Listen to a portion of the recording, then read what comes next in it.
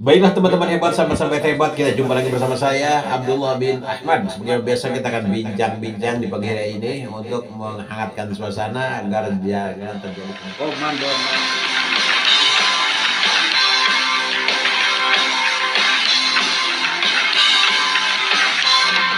Apa yang menyebabkan kegagalan seseorang dan apa juga yang bisa menunjang kesuksesan seseorang.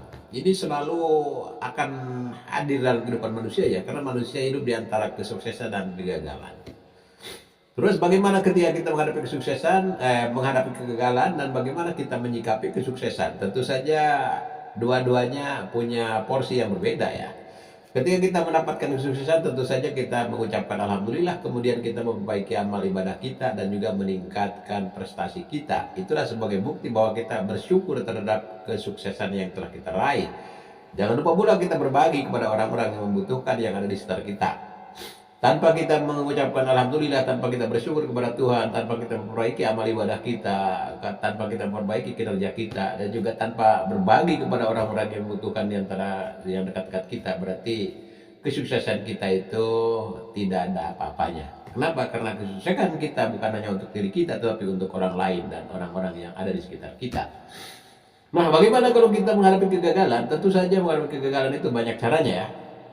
Dan jangan sampai salah. Banyak orang yang menghadapi menyikapi kegagalan dengan frustasi, sehingga orang ada yang lari dari kebenaran, bahkan meninggalkan ibadah, meninggalkan sekolah, meninggalkan keluarga, dan meninggalkan kehidupan bermasyarakat akibat kegagalan.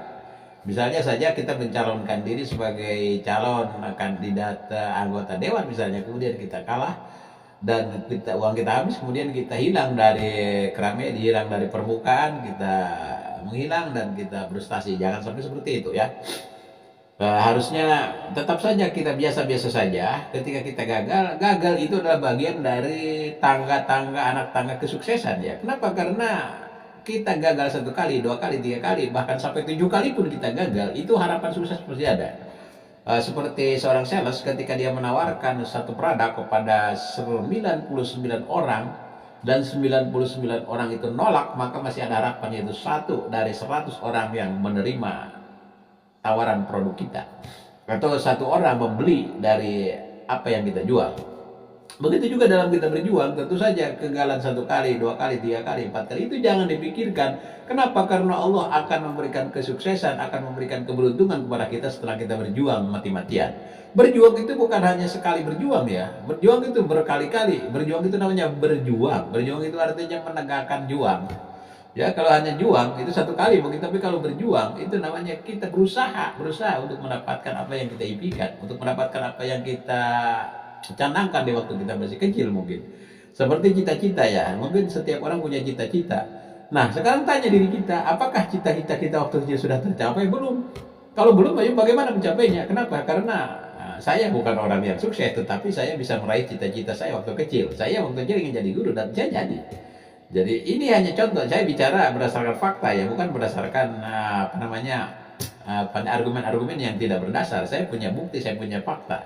Jadi dulu saya juga bukan siapa-siapa, saya juga tidak punya apa-apa, dan saya berjuang dengan keyakinan bahwa Tuhan akan menolong kita. Ternyata benar, Allah telah menolong kita asal kita mau meminta. Ya, ud'uni astajib lakum ya. Mintalah kepadaku, kata Allah, maka aku akan kabulkan. Saya yakin dengan itu. Nah, kalau Allah saja mengatakan astajib lakum, maka mengapa kita mau frustasi gitu kan? Lai asmirul khilah. Jangan putus asa dari rahmat Allah ya, dari kasih sayang Allah. Tetap Allah itu akan memperhatikan siapa saja yang beramal soleh dan siapa saja yang beriman. Barang siapa yang beramal soleh dan beriman dan beramal soleh, maka dia tidak ada kekhawatiran dan tidak ada ketakutan dalam kehidupannya. Allah akan menjamin kesejahteraan, menjamin keberuntungan bagi siapa saja yang beriman dan beramal soleh. Itu rumusnya. Terima kasih. Saya Abdullah bin Ahmad undur diri. Assalamualaikum.